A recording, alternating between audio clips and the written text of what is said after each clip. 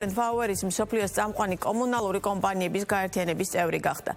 GP ლუოვოს წევრობაზე კომპანიის საერთო პროდუქტიულობის წყალმომარაგების ქსელების ოპერირების და მდგრადი ფინანსური რესურსების შექმნის კატეგორიებში იყო ნომინირებული. კომპანიაში ამბობენ, რომ მიღწეული შედეგი საქართველოში კომპანია აკუალიას 3 წლიანი ოპერირების შედეგია. უფრო ვრცლად რა კრიტერიუმების დაკმაყოფილება მოუწია კომპანიას და რას ნიშნავს მსოფლიოს წამყვანი გაერთიანების წევრის სტატუსი. თემაზე ვრცლად სტუმრებთან GP-ის გენერალურ დირექტორთან Miguel Santos Gonzalez-თან და SEMEC-ის თავმჯდომარესთან დავით ნარმანიასთან ერთად ვისაუბრებთ. მოგესალმებით, ძალიან დიდი მადლობა გადაცემაში სტუმრობისთვის. ძალიან მნიშვნელოვანი სტატუსია ყოველ შემთხვევაში იმ ინფორმაციის საფუძველზე, რომელიც ჩვენ მეტნაკლებად გავიგეთ და გავაშუქეთ. თუმცა მაყურებლისთვის კიდევ უფრო ცხადი რომ გავხადოთ, რას ნიშნავს ეს სტატუსი Georgia Water and Power-ისთვის და მე ბუნებრივია აუცილებლად გვექნება საუბარი იმაზეც, რეალურად აი ამ ტიპის ორგანიზაციის წევრობა, ეს სტატუსი, ეს ნომინირება და ის 3 წლიანი შედეგები, რომელიც აქვს ამ შემთხვევაში აკუალია საქართველოს ბაზარზე, რეალურად საბოლოოდ თავარი ხო ის არის, რომ მომხმარებლამდე მომხმარებელი ამ ნაწილში დარჩეს კმაყოფილი. აი იქ როგორ გვეხმარება ეს ყველაფერი, მე ამას აუცილებლად ვიკითხავ, თუმცა თავდაპირველად მაყურებლისთვის რომ ავხსნათ, რას ნიშნავს ეს ახალი სტატუსი.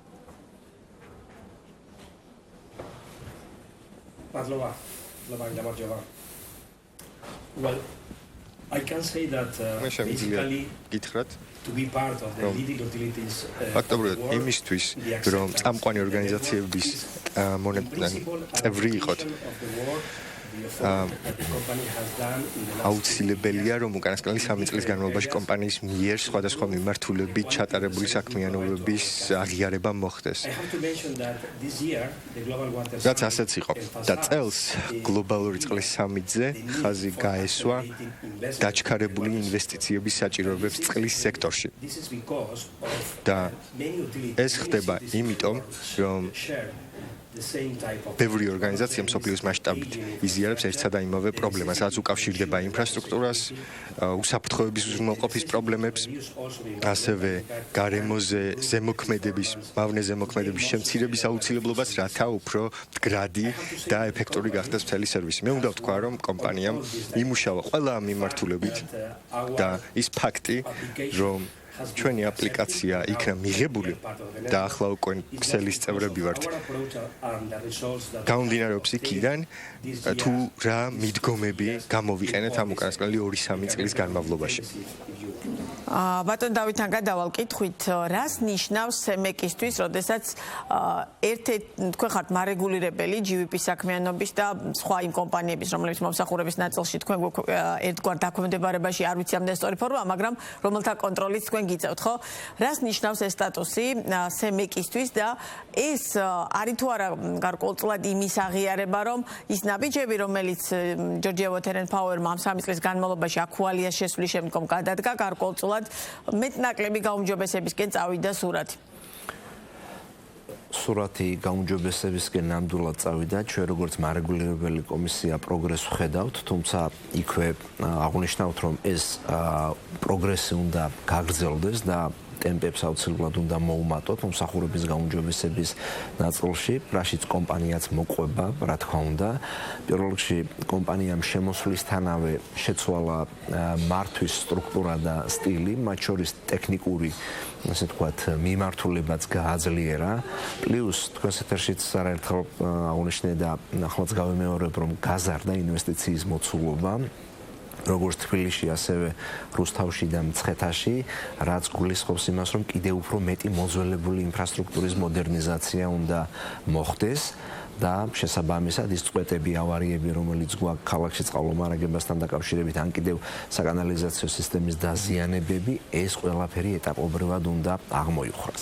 რაც შეეხება იმას, თუ რას მოგცემს ეს ასე ვთქვათ აღიარება, რომელიც კომპანია აკუალიამ და GVP-მ მიიღო, პირველ რიგში უნდა აღინიშნოს ის, რომ ეს არის საერთაშორისო წყლის გლობალური ოჯახი, ესე შეიძლება ითქვას, სადაც კომპანიები ერთმანეთს უცვლიან გამოცდილებას, მათ შორის არიან იქ კონკურენტი კომპანიებიც და სოფლიოში ძალიან საინტერესო არის ის, რომ მიდგომები და ასე ვთქვათ, გამოცდილებების ნაწილში არ ერიდებიან იმას, რომ ერთმანეთს გაუცვალონ ეს ყველაფერი.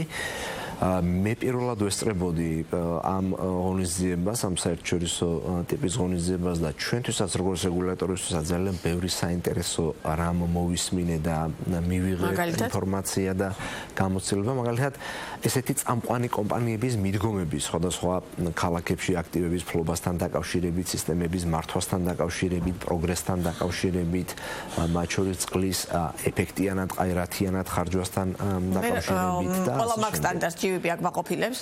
ან მიდის იქითკენ რომ დააკმაყოფილოს? ჩვენ გვაქვს დადგენილი მარეგულირებელ კომისიას ხარისხის სტანდარტები, ტექნიკური ხარისხი არ გულიხო, ტექნიკური ხარისხი მოწვდება სურსათის უნელობის მიერ. ეს არის სხვადასხვა სამიზნე ინდიკატორები, ანუ მაჩვენებლები, რომლებიც კომპანიამ ეტაპობრივად უნდა გააუმჯობესოს და პროგრესი დაგვანახოს. ეს არის არა მხოლოდ წყვეტები და წყვეტების აღდგენასთან დაკავშირებული დროის შემცირება, არამედ ბევრი სხვა კრიტერიუმია და ასევე მნიშვნელოვანია ის, რომ თვითონ ხელმისაწვდომობის ინდექსიც არის და ამ ხელმისაწვდომობის ინდექსის მეშვეობითაც ვზომავთ ჩვენ უკვე რამდენიმე წელია იმას, თუ რამდენად ხელმისაწვდომია წყალი ტექნიკური თვალსაზრისითაც და ფინანსურადაც მომხმარებლის საერთო ხარჯებში წყალზე ხარჯს რა წელი უჭირავს. კი ბატონო, პირველად როდესაც თქვენ იყავით ბიზნეს პარტნიორი სტუმარი, მაშინ აქვალი ახალი შემოსული იყო და რეალურად ჩვენ საუბრობდით ერთგვარად გეგმებზე, რა უნდა გაგეკეთებინა, თუმცა მაშინ ჩაატარეთ კვლევა და ამ კვლევის საფუძველზე რეალურად უნდა გენახათ რა სურათი იყო და საკმაოდ მძიმე სურათი იყო და მხოლოდ მისასალმებელი იყო, რომ კომპანიას არ გიჭირდათ იმის თქვა, რომ ძალიან რთულ მდგომარეობაში იყო რეალურად GVP-ის ქსელები და ამ ნაწილში პრობლემა ძალიან სერიოზული იყო. ამ 3 წლის თავზე რაც გაიარეთ, დღეს შეგიძლიათ თქვათ, რომ დაუშვათ ის გეგმა, რომელიც ჰქონდათ დასახული, მე მახსოვს მაშინ კარგად, რომ 5 წლიან გეგმებზე იყო საუბარი, ანუ შედარებით მოკლევადიან და შედარებით უკვე გრძელვადიან პერსპექტივაში და ის ფრაზაც არ დამავიწყება, რომ ერთ-ერთი ყველაზე რთული მდგომარეობაში მყოფი დაგხვდა რეალურად კომპანია, სადაც კი თუ კი სადმე აქუალია შესულაო და დღეს როგორი სურათი გვაქვს და რა რისი გაკეთება მოახერხეთ, იმიტომ რომ ბატონი დავითი საუბრობდა, რომ ძალიან ბევრი რამეა კიდევ გასაკეთებელი, თუმცა ამას აუცილებლად შევეხე, მაგრამ რაც გააკეთეთ, იმით კმაყოფილები ხართ?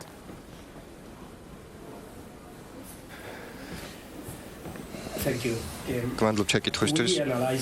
ჩვენ ძალიან კარგად გავაანალიზეთ სიტუაცია, შემიძლია ვთქვა, რომ 2022 წელს ძალიან დიდი დრო დავუთმეთ იმას, რომ გაგვეაზრებინა პროექტი, გაგვეაზრებინა სისტემა, გცოდნოდა თუ რა მიმართულებით გვქონდა გამოწვევები და ამ მომენტიდან მოყოლებული უკვე დავიწყეთ ძალიან ბევრი აქტივობების განხორციელება სხვადასხვა მიმართულებით და უნდა აღნიშნო, რომ პროგრესი არის უწყვეტი ცდელობა. ჩვენ გვესმის, რომ ამას დასჭირდება გარკვეული დრო და ყველაზე მნიშვნელოვანი ამ შემთხვევაში არის ძალიან კარგი ფუნდამენტის შექმნა კომპანიაში სხვადასხვა მიმართულებით. და გაუმჯობესება უნდა მოდიოდეს ყველა დაინტერესებული მხარეების ჩართულობით. გაგებით ძალიან მნიშვნელოვანია მათი როლი და ის როლი, რასაც GVP ასრულებს, რადგან უნდა ვთქვა, რომ უკანასკნელი პერიოდის განმავლობაში ჩვენ მოვახერხეთ, ასე ვთქვათ, გაგვეზარდა ინვესტიციები. რაც ძალიან რთული იყო, იმიტომ რომ ერთ-ერთი ყველაზე დიდი გამოწვევები უკავშირდებოდა აქტივების მართვას, რაც საჭიროებდა ინვესტიციებს იმისათვის, რომ განგვახორციელებინა ინოვაციები, ქონოდა უკეთესი მილები, უკეთესი სადგურები და ასე შემდეგ. შესაბამისად, ამ 2-3 წლის განმავლობაში და რა თქმა უნდა გავაგრძელებთ ამას მომავალშიც, ჩვენ მხოლოდ ამ მიმართულებებით ვმუშაობთ. ფაქტობრივად 50% ყველა ჩვენი ინვესტიციებისა სწორედ წყლის მილების მიმართ არის მიმართული. რადგან ვიცით, რომ მთავარი რესურსი ამ შემთხვევაში არის სწორედ ეს. შესაბამისად, ჩვენ ვმუშაობთ ამ მიმართულებით, რათა მივაწოდოთ წყალი მაქსიმალურად ეფექტურად ჩვენს მომხმარებლებს. გასულ წელს მაგალითად ჩვენ მოვახერხეთ შეგვემცირებინა 20-25%-ით ზეგავლენა ჩვენს მომხმარებლებზე, როცა საქმე ეხება წყვეტების ხანგრძლივობას. მოახერხეთ აი ეს გეგმა, რომელიც ახლა ახსენეთ, რომ 20-25% შეგვემცირებინა, ანუ რეალურად მოვახერხეთ, რომ უკვე სახეზე გვაქვს, რომ 20-25%-ით ეს წყვეტების ხანგრძლივობა შემცირებულია? დიახ. This is the result based on our records. ეს ჩვენს ანგარიშებშიც არის დასახული და ის არის რასაც ვაკონტროლებთ ძალიან კარგად, იმიტომ რომ გვაქვს ჩანაწერები ყველა ჩვენი ინციდენტის, რაც კი აქამდე მომხდარა. შესაბამისად ეს არის ძალიან მნიშვნელოვანი და ჩვენ გავაგრძელებთ ამ მიმართულებით მუშაობას, გვაქვს ძალის შესაბამისი, ასე ვთქვათ, მოწადინება და უნდა ვთქვა, რომ ეს არის ეტაპობრივი პროცესი. ეს არ ხდება ერთ წელიწადში, ეს არის ისეთი რამ, რაც წლების განმავლობაში ხდება. ერთის მხრივ ინვესტიციები არის აუცილებელი და მეორეს მხრივ, რა თქმა უნდა, ჩვენი მენეჯმენტი. იმის შესაძლებლობა რომ განვახორციელოთ უფრო ეფექტური მენეჯმენტი და ამ გაგებით ამ კუთხით უნდა ვთქვა, რომ ჩვენ გსურს რეაგირების დროზე ვკონცენტრირდეთ. გსურს რომ ვიყოთ უფრო სწრაფები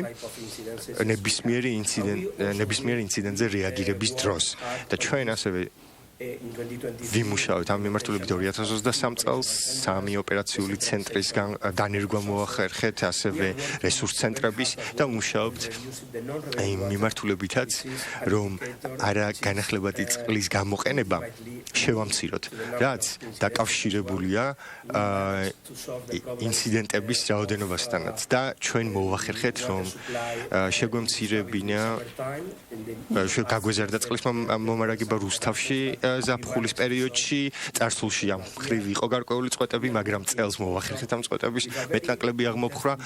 წელს ასევე მუშაობ ძალიან საინტერესო პროექტზე, რათა სისტემაზე ზეწოლა შევამციროთ. ეს არის ეს პროექტი, რომელიც თბილისში ხორციელდება, რადგან წნევა სისტემაში არის ძალიან მაღალი და ამ წნევის შემცირება გსურს, რადგან ეს წნევა იწვევს ძალიან ბევრ ინციდენტს. შესაბამისად, წნევის შემცირებით გავაუმჯობესებთ აღნიშნულ სიტუაციას. ამიტომ შეგვიძლია ვთქვათ, რომ ჩვენ ვმუშაობთ სხვადასხვა მიმართულებებით. კი ბატონო, ძალიან მნიშვნელოვანია ყველა ის ფრაზა, რომელიც ახლა ახსენეთ და როდესაც აქვალია შემოვიდა ქართულ ბაზარზე, მე მახსოვს ყველა იმ ადამიანის, ვინც მეტნაკლებად წარმოდგენა ჰქონდა ამ მიმართულებაზე, რომ რამხელა ბრენდი და რამდენად ცნობილი კომპანია შემოვიდა და სწორედ იმიტომაც გვინდოდა ასეთი კომპანიის შემოსვლა, რომ მომხმარებლისთვის აი ეს პრობლემები, რომელიც GVP-სთან იყო დაკავშირებული, გაუმჯობესებული იყო. თქვენ ახლა ამ გადაცემაში მონაწილეობთ სემეკის ხელმძღვანელთან ერთად და სემეკში ძალიან ხშირად შედის საჩივრები, სხვა მიმართულებით მომსახურე კომპანიების ნაწილში და ერთ-ერთი ყველაზე მეტი საჩივარი სწორედ უკავშირდებოდა GVP-ს. ეს სურათი ბატონ დავით დღეს აი ამ ბოლო 3 წლის განმავლობაში აღმოიფხვრა თუ არა და როგორ რეაგირებთ GVP და დაუშვათ სემეკი აი ამ საჩივრების აღმოფხვრის ნაწილში და რეალურად რა პრობლემებიც არსებობს ის რომ კიდევ უფრო მეტად გადაიჭრას უკეთესად ამისთვის როგორია თანამშრომლობა კომპანიასა და ამ შემთხვევაში მარეგულირებელს შორის მოხარებლის უკმაყოფილება ყველაზე მეტად ავარიებს ეხებოდა ბოლო წლების განმავლობაში. ჩვენ მომდევნო კვირის კომისიის ხომაზე დავამტკიცებთ სემეკის 2024 წლის ანგარიშს, სადაც იქნება მათ შორის GVP-ის ნაწილი და წყალმომარაგების ნაწილი, თუ როგორ უმჯობესდება მდგომარეობა და რა არის კიდევ დარჩენილი. იქ თვალნათვალ ნახავთ, რომ პროგრესი არის, ავარიები ეტაპობრივად მცირდება. განსაკუთრებით ძალიან მძიმე მდგომარეობა იყო რუსთავში წლების განმავლობაში და რუსთავში მნიშვნელოვანი ინვესტიციები ჩაიდო ბოლო წლებში და კიდე გრძელდება ეს პროცესი. მათ შორის თავარი მკვებავი მილი, რომელიცაც მარაგდება მთელი რუსთავი, იყო ამორტიზირებული და მისი გარკვეული ნაწილი გამოიცვალა მთლიანად, რამაც ავარიები შეამცირა და კიდე გრძელდება რუსთავში მთელი რიგი სარეაბილიტაციო პროექტები თბილისშიც და მცხეთაშიც ანალოგიურად. იგივე ძალიან მსხვილი პროექტი, რომელიც ბოლო პერიოდში დასრულდა დედაქალაქის მერიასთან ერთად, ეს არის კახოკიძის ქუჩაზე 22 მილიონ ლარზე მეტი ჩაიდო GVP-ის მიერ მთლიანი მკვებავი მაგისტრალური მილების და საკანალიზაციო სისტემების გამოცვლაზე, რომელიც მერია ამით მოაწესრიგა მიწის ზედა სხვა ინფრასტრუქტურა და ესეთი ტიპის პროექტები მუდმივ რეჟიმში მიმდინარეობს და GVP და აქვალია როგორც პასუხისმგებლიანი კომპანია, ასევე პერიოდულად აკეთებს ანგარიშებს და მათ მომავალშიც აქვთ ესეთი ანგარიში დაგეგმილი, სადაც რა თქმა უნდა თქვენც იქნებით მოწვეული და ვნახავთ იმ ასე თქვათ პროგრესაც და მდგომარეობასაც. რეგულატორი კმაყოფილი ბოლომდე ვერასდროს ვერ იქნება და არ ვართ კმაყოფილი. კიდევ უფრო მეტი ტემპი გვინდა და კიდევ უფრო მეტი ჩქარა გვინდა, თუმცა კიდევ უფრო მეტი ჩქარა ნიშნავს იმას, რომ კიდევ უფრო მეტი ინვესტიცია ჩაუდოთ მათ, რაც ტარიფის სწრაფ ზრდას გამოიწვევს. ამიტომ ჩვენ მეორე მხარესაც უყურებთ როგორც რეგულატორი და სწორედ ვაბალანსებთ ამ ყველაფერს და ოქროს შუალედს პოულობთ, რომ მომხმარებლისთვისაც წყალი იყოს ხელმისაწვდომი, გადახდის თვალსაზრისითაც მათ შორის და მდგომარეობაც ეტაპობრივად გაუმჯობესდეს. ამიტომაც ვაგრძელებთ აქტიურ მუშაობას აქვალიესთან. სხვა შორის კიდე ერთ რამეს მინდა ხაზი გაუსვა, ყველგან სადაც ოპერირებს აქვალია ხო, ძალიან ბევრ ქალაქში, ევროპაში და არა მხოლოდ ევროპაში, ყველგან აქტივები არის როგორც წესი მუნიციპალური საკუთრება და კომპანია არის ოპერირებაში. თბილისი ერთადერთი განსხვავებული ქალაქია, ისევე როგორც რუსთავი და მცხეთა, სადაც მათ აქტივები აქვთ საკუთრებაში. სწორედ ამიტომაც იქ მუნიციპალიტეტი ეშველება ხოლმე კომპანიას და საინვესტიციო პროექტებს დიდწილად მუნიციპალიტეტები აფინანსებენ და კომპანია საოპერაციო ხარჯებს ფარავ. ჩვენ შემთხვევაში, რადგან საკუთრება კომპანიის არის, კომპანიამ უნდა ჩადოს ეს ინვესტიცია და ეს ინვესტიცია უნდა აისახოს ტარიფში. ამიტომ ჩვენ აქ ცოტათი განსხვავებული მდგომარეობა. კი ბატონო, თავად კმაყოფილები ხართ ცემეგთან თანამშრომლობით და დაუშვათ ტარიფის ნაწილი ერთ-ერთი პრობლემური ნაწილია, ვაღიარებთ ყველა მომხმარებლისთვის ის ტარიფის ყველა გაზრდა, ყველა თეთრით მტკივნეულია სოციალური ფაქტორებისა და პრობლემის გათვალისწინებით, თუმცა ძალიან კარგად მესმის, რომ კომპანიამ ის დანახარჯი საინვესტიციო თვალსაზრისით წლების განმავლობაში მეტნაკლებად უნდა ამოიღოს, ხო და ამიტომ აბსოლუტურად ლოგიკურია, რომ კომპანიები ამ ნაწილში გაზრდას ითხოვ, შეუძლებელია სხვანაირად იყოს, ეს თქვენთვის ბიზნესია. მაგრამ მომხმარებლის გადმოსახედიდან მინდა რომ ვიკითხო, რეალურად თქვენი თანამშრომლობა რამდენად ჯდება ამ კომპანიის შემდგომი განვითარების მიმართულებაში და ჩვენ მომხმარებლებს შეგიძლიათ თუ არა გითხრათ, რომ დაუშვათ მომდევნო 3 წელი კიდევ უფრო უკეთესი მომსახურება გვექნება. მე არ მივეკუთვნები იმ ადამიანებს, რომელთაც ვერ აცნობიერებს, რომ ეხლა ერთ დღეში ამორტიზებული ქსელების გაკეთება რომ შეუძლებელი იყო, ამას ძალიან კარგად ხვდები, თუმცა რეალურად ეს ყველას გვეხება, ხო, შეწყვეტილი წყალი, თან საათობით შეწყვეტილი წყალი ყველა ჩვენგანისთვის რეალური პრობლემაა და შეუძლებელია რომ ამაზე თვალი დავხვიჭოთ. Yes, as Mr. David დიახ, როგორც ბატონო დავითმა აღნიშნა, ეს პროექტი განსაკუთრებით მნიშვნელოვანია აკვალიასთვის, რადგან ჩვენ ფლობთ აქტივებს. შესაბამისად, ჩვენ ვზრუნავთ ამ აქტივებზე და ვეხმარებით გაუმჯობესებაში. ასევე მომსახურების ხარისხის გაზრდაში შეგვაქვს წვლილი. 100 ჯერ ვერ გავიმეორებ ამას, მაგრამ ჩვენი ერთადერთი ინტერესი არის ის, რომ გავაუმჯობესოთ ის სერვისი, რომლის უზრუნველყოფასაც ვახდენთ ქალაქების მასშტაბით. და უნდა ვთქვა, რომ შემდგომი წლების განმავლობაში ჩვენი მოლოდინი არის ის, რომ ამ სერვისის დონე კიდევ უფრო გაიზარდოს. იმიტომ, რომ ფუნდამენტი უკვე შეიქმნა, როგორც აღნიშნე, და მხოლოდ დროის საკითხია, ისევე როგორც ინვესტიციებისა და კომპანიის მენეჯმენტის, რომ წინ წავიწიოთ.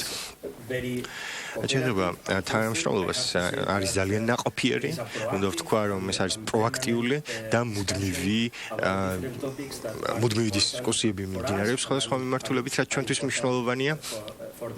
ასევე მათთვისაც მნიშვნელოვანია რეგულაციების კუთხით და ამ გადმოსახედიდან უნდა ვთქვა, რომ აბსოლუტურად სასიცოცხლოდ მნიშვნელოვანია, რომ გქონდეს ძალიან ახლა გახსნილები არიან თანამშრომლობის კუთხით, ანუ ბიუროკრატიული ბარიერები არის თუ არა სემეგთან ურთიერთობაში?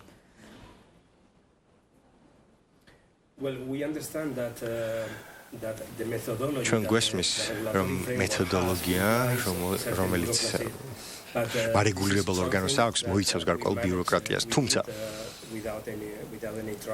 ჩვენ არ გქონია არანაირი პრობლემა თანამშრომლობაში. ძალიან დიდი მადლობა. კიდევ ერთხელ გილოცავთ მსოფლიოს წამყვანი კომუნალური კომპანიების გაერთიანების წევრობას. გისურვებთ წარმატებებს და გისურვებთ, რომ რაც შეიძლება მეტი კმაყოფილი მომხმარებელი გყავდეთ, იმიტომ რომ ეს ასე თქვენაირი ტიპის კომპანიებისთვის გადამწყვეტ და განსაკუთრებულად მნიშვნელოვანია. მადლობა სტუმრობისთვის და კვლავაც სიამოვნებით გიმასპინძლებთ.